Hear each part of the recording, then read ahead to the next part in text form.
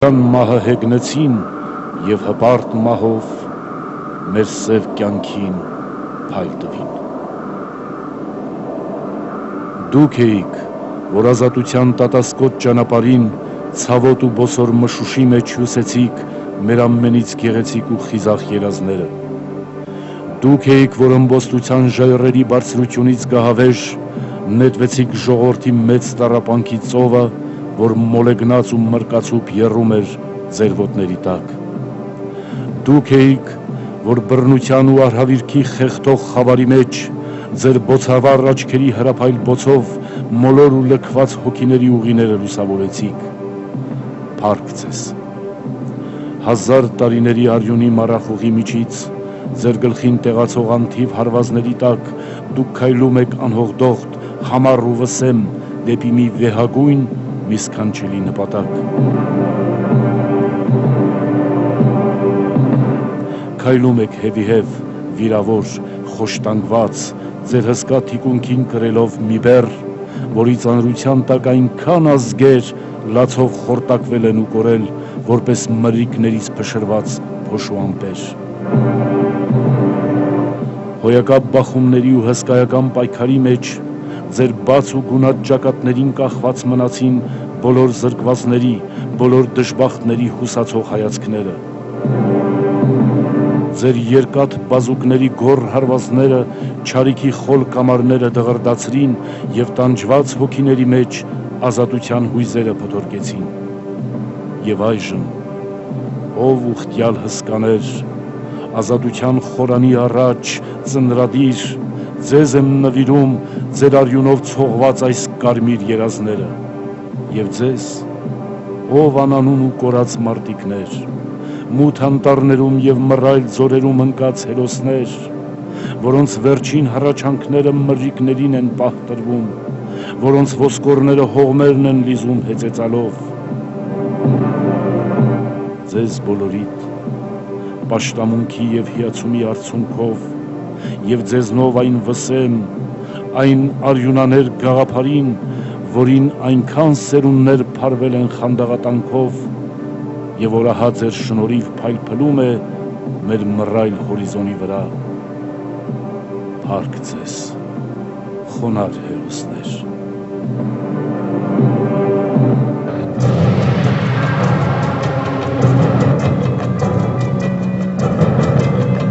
Զենքը մարդ սպանելու համար չէ, զենքով հայրենիք ու հող են պաշտպանում։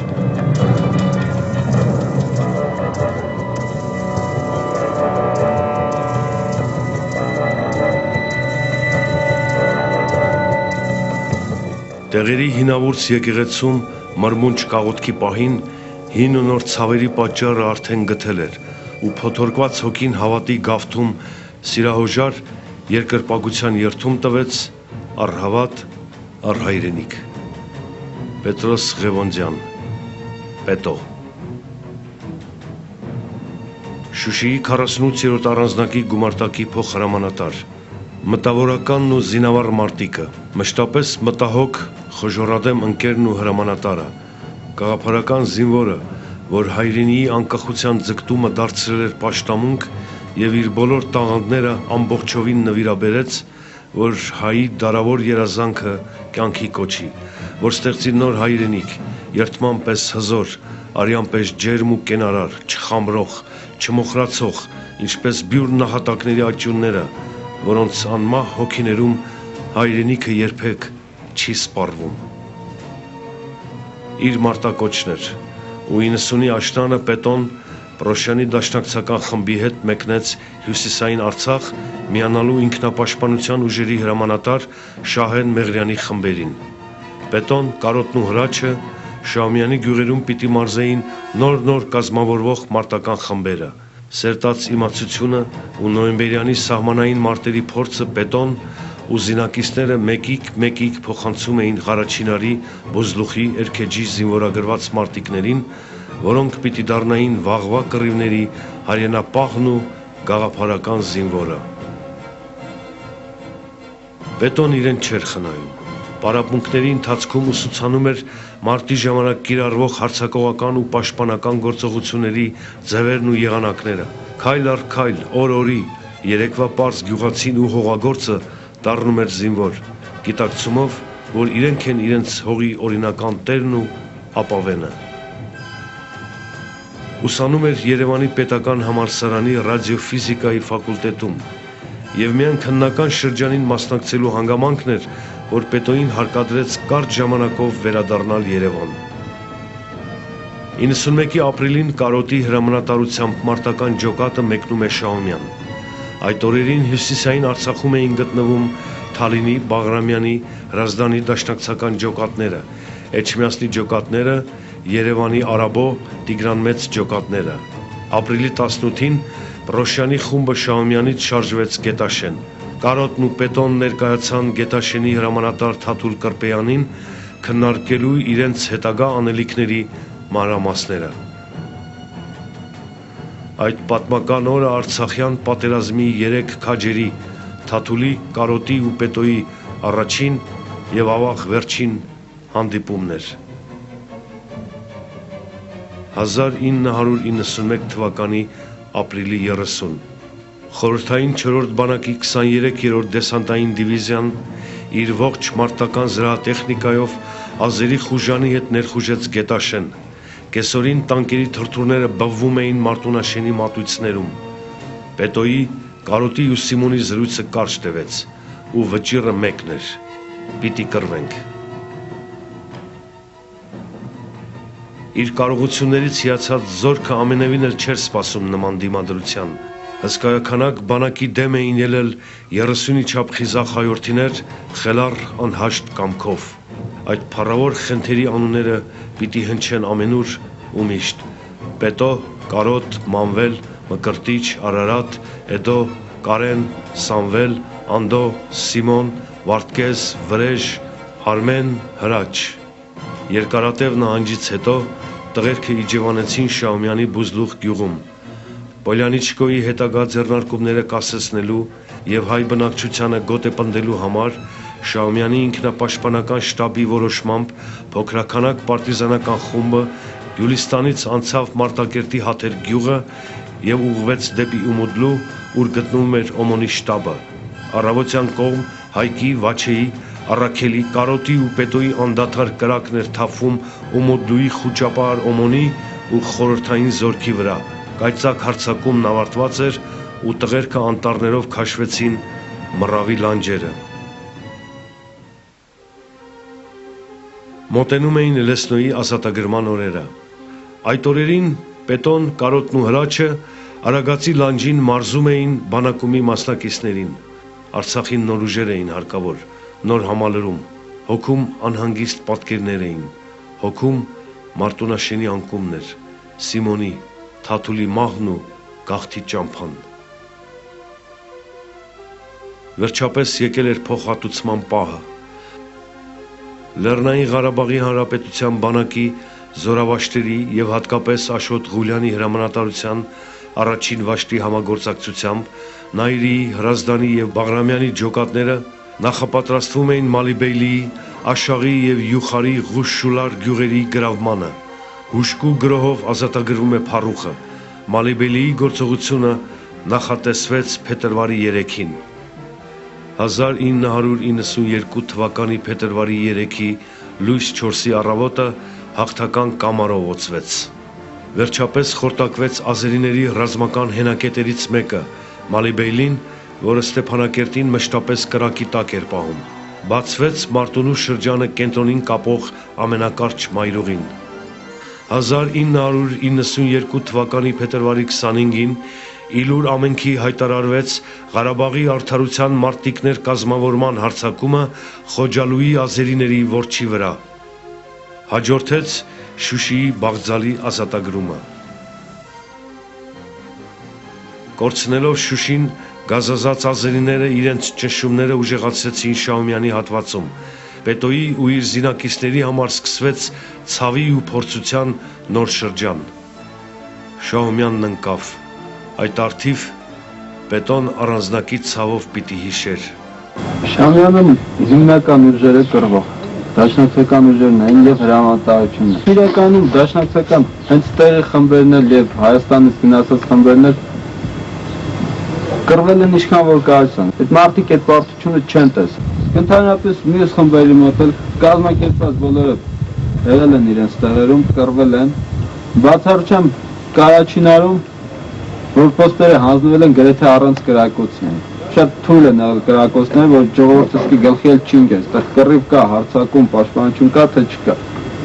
Այդտեղ եղած ուժերը դուրս են եկել։ Կարաչինարը պաշտպանում էր գունդը։ Այն հողերը, որ ունեցել ենք մենք, մեր հողերն են դրանք։ Այդ հողերի վրա նրանք հանգիստ պետք է չափեն։ Տառապանք առ տառապանք, մահ առ մահ, թիզ առ թիզ բուժվում էր տնքացող հողը, սրբագործվում իր նվիրյալ զավակների անտրտունջ մաքարումների շնորհիվ։ Շահումյանի ու Մարտակերտի նահանջից հետո ԼՂՀ գլխավոր շտաբը որոշում է Կիչան Սրխավենտ հատվածում կասեցնել ազերիների առաջխաղացումը։ Առաջադրանքը հանձնարարվեց առաջի վաշտին։ Գրավելով Սրխավենդի ռազմագիծը, թուրքերը Խաչենի կամուրջով կարող էին դուրս գալ Ասկերան, ապա Ստեփանակերտ։ Պետոն գիտեր այդ մասին, նախորապես գիտակցում էր ռազմագծի հույժ կարևորությունը։ Ազերիների բազմաթիվ հարձակումները դատապարտված էին։ Կարոտի անվան պահակակետերում տղերքը կանգնած էին համառ, վճռական ու Կիչանից զորակա ազերիների համար դարձավ մահվան հովիտ։ 1992 թվականի նոյեմբերի 1-ին կազմավորվեց Շուշիի առանձնակի գումարտակը։ Պետոն դարձավ գումարտակի փոխհրամանատարը։ Քայլ առ քայլ ձևավորում էր ռազմագետն ու բանիմաց հրամանատարը։ Նվիրյալ հայորդին, որ բազում մարտերում վարկյան իսկ չվարանելով վճռական առաջ էր մղվում, դառնալով կենթանի ասք ու լեգենդ։ Սրխավենդի հողը անառիկ էր, Սրխավենդի երկինքը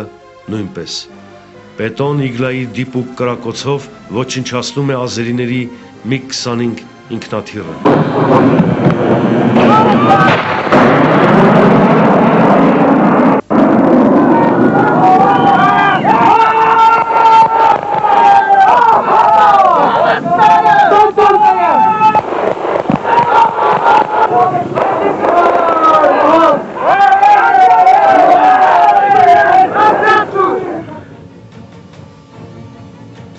Մարտակերտի ազատագրման օրերն էին։ 93-ի փետրվարի 6-ին Ռոմիկի ու Անդոյի վաշտերը գրոհելով բարձրունքները մտան Բաշ Գյունեփայա, ապա Օրդա Գյունեփարա գյուղերը։ Ընդհանուր գործողությանը միացան Իլիչի եւ Պավլիկի պայեստային ուժերը։ Մարտի 13-ին Մարտակերտի ընդհանուր հրամանատար Նորայր Դանելյանի գլխավորությամբ կազմակերպվում է լայնածավալ հարձակում Մարտակերտի բոլոր ուղղություններով։ Պետոն առաջապահ ջոկատով Մանիքլի ու Ղարաչինար ուղղությամբ շարժվում է դեպի Գյուլաթաղ։ Մոնթեի ջոկատները պիտի ապահովեին Ջանյաթաղի ազատագրումը։ Աբոյի, Սաքոյի, Ռուբոյի դասակները կրակի տակ առան փոքր Մանիքլուն։ Ռազմաճակատի հարավային գծի բարեհաջող գործողությունների շնորհիվ Մարտակերտը ազատագրվեց։ Պետոն ռազմագիծը մոտեցրեց ընդհուպ Աղդամի շրջան։ Բարեալքված թուրքերը խուճապահար նահանջում էին։ 1993 թվականին գումարտակը մասնակցում է Արցախի հարավում ձեռնարկված գործողություններին եւ Արցախի բանակի մի շարք զորամասերի հետ ազատագրում է Կուբատլի, Զանգելան, Ֆիզուլի, Ջեբրայիլ շրջանները։ 94-ի հունվարին գումարտակը հայտնվելով կիսաշրջափակման մեջ 3 օր շարունակ հետ մղելով ազերիների գրոհները կասեցնում են նրանց մեծաքանակ ուժերի առաջխաղացումը, այդպիսով ժամանակ շահելով համալրելու մարտական շարքերը եւ վերախմբավորելու ռազմաճակատի գիծը։ Որ ճակատում էլ որ եղավ, որ գործողությանն էլ որ մասնակցեց, Պետոն մշտապես մնաց նույն ցավսիրտ ընկերն ու հոգատար հրամանատարը։ Համեստ ու լրակյաց զինվորը, որ ժլատորեն պարփակվել էր հոգու գաղտնիքների մեջ եւ միայն մեկ հազվագյուտ անգամ զգացնել տվեց, որ անբնական հոգսերը պաշարել են իրեն։ Բարև հարգելի ընկեր Հրանտ, Երևանից ստացված լուրերը տղերքը պայթուցիկի զորությամբ են ընդունում։ Այդ քաղաքական ինտրիգաներին ու վայ հայրենափրկիչներին մի կերպ համոզիր, ուղարկիր այստեղ, մի քիչ քրիստոնյա, մի քիչ հայ դարձնենք։ Կդարձնենք, գիտես, տղերքը այստեղ արյուն ու քրտինք են թափում ու ուզում են համոզված լինել, որ իզուր չի այդ ամենը։ Որոշները վհատվում են, բայց հին տղերքը կանգնած են։ Մխիթարվում եմ, որ Ասկոլկայի նման լուսավոր մարդ կա աշխարհում։ Արտուրն ու Էրիկը, Մարտակերտի Նորիկն ու Ռադիկը որպես պահապան սյուն պահում են տղերքին։ Իրարով մխիթարվում ենք։ Ասկոլկայի մոտ 56 հոգի ունենք, 42-ը Հադրութում։ Այս վերջին մեկ ամսում շատ կորուստներ ունեցանք։ Ձեռքերս դողում են, երբ նայում եմ զոհվածների ու վիրավորների ցուցակներին։ Այդտեղ կամ այդ Եվրոպաներում ինչ շահարկումներ են տեղի ունենում, մեր գործը չի, մենք, գիտես, ընկեր Հրանտ, մինչև վերջ կռվելու ենք, չենք թողնելու, որ պսակը խարան դառնա։ Խմբերին ուղարկեք իրենց հանդերձանքով։ Հոկտեմբերանից խնդրում եմ ուղարկեք Մնացին, Չարենցավանից Կարլենին, կապը եղբորս Գագիկի միջոցով։ Ինչ ասեմ, ցտեսություն, ընկեր։ Հարավային ճակատներում ազերիները տանուլ տալով բոլոր մարտերը մեծ ուժերով հարձակվեցին Քելբաջարի վրա։ Նրանք տիրապետում էին Չիչագլի, Բաղիլի բարձունքները և Օմարի լեռնանցքը։ Սպառնում էին հայկական վանք և Չարեկտար գյուղերին։ Կարախանբեյլիից Պետոն տեղափոխվում է Օմար։ 3 օր հետախուզելով թշնամու դիրքերը, Ռոմիկի հետ որոշեցին շրջանցել Չիչագլի բարձունքը, կտրելով ազերիներին սնուցող ճամփան։ Արշոյի տղերքը պիտի գրոհեին Բաղրսարի ուղղությամբ, Մամիկոնի ջոկատը 2071 բարձունքը։ Գործողությունը սկսվեց փետրվարի 11-ին։ Հանկարծակի գրոհից մինչ ազերիները ուշքի կգային, Ասկերանի Արշոյի, Իլիչի և Ստեփանակերտի գումարտակների և Պետոյի ու Ռոմիկի մարտիկների միաժամանակյա հարձակումները վճռեցին ճակատամարտի ելքը։ 2071 բարձունքում Պետոյի ու Մամիկոնի տղերքը հանդիպեցին իրար։ Արշոն գրավել էր Բաղրսարը, Իլիչի ու Ստեփանակերտի տղերքը արդեն մոտեցել էին առաջապահ գծին։ Գումարտակի զբաղեցրած ճակատային գիծը ձգվում էր Գյանջա-Քելբաջար ճանապարհահատվածով։ Չիչակլի սարի ազերիները մեկուսացվել էին ու Պետոն նույնիսկ հարկ չհամարեց սարը բարձրանալ։ Ապահովության համար բուժականցի Մուրադի դասակը թողեց որպես ծուղակ հենակետ և իրենք առաջ շարժվեցին։ Փետրվարի 12-ին և 13-ին մարտերը շարունակվում էին։ Հայկական ուժերի անկասելի հարվածներից ազերիները փախչում էին, Օմարի լեռնանցքը հանձնելով հայկական ուժերին։ Գործողությունից հետո ճակատի առաջավոր գիծը զգալիորեն հեռացել էր նախորդ դիրքերից։ Լեռնալանջին դիրքավորված մարտիկներին զենք ու սնունդ էր հարկավոր։ Փետրվարի 14-ին Պետոն այդ նպատակով Օմարի բարձունքից իջնում է Ղամիշլի, ապա շարժվում Գյանջա-Քելբաջար գծի ուղղությամբ։ 6-րդ կիլոմետրին հանդիպում է շտաբօգնության աշխատակիցներին, որոնք չեն համարձակվում օգնության հասնել վիրավոր մարտիկին, քանի որ ճանապարհը ականապատված էր։ Պետոն միայնակ նստում է մեքենան ու շարժվում վիրավորի ուղղությամբ։ Մի քանի վայրկյան անց լսվում է ականի ճակատագրական պայթյունը։ 2 անգամ վիրավորվել էր։ Մանիկուլիի դաշտում ընթացող Վիլիսը պայթեց ականի վրա, ընկերները զոհվեցին, բայց նա ողջ մնաց։ Սրխավենդի անտառներում Սևեռուն գանվել էր մահաբեր Միգի ընթացքին ու ջախջախեց նրան, ու թվում էր անխոցելի էր, անմահ, բայց անմահության ճամփան հաստատվում է գերագույն զոհաբերության գնով։ Հերոսները չեն մահանում, նրանք հեռանում են հանկարծ, ու սև դառնահաճ օրերին հայտնվում հեռուների բարձրից նոր զորնդեղ ուժով։ Նրա դեմքին մահվան սարսափ չկար, ավելին, կյանքից մահվան գիրկն էր անցել անխռով ու անպարտ, զենքը ձեռքին, հաղթանակած ու վճռական։ Հայ մարդ, պատվի առ, այստեղ հանգչում է քեզ հպարտություն ու ազատություն պարգևած հերոս հայորդին Պետրոս Ղևոնդյանը Պետոն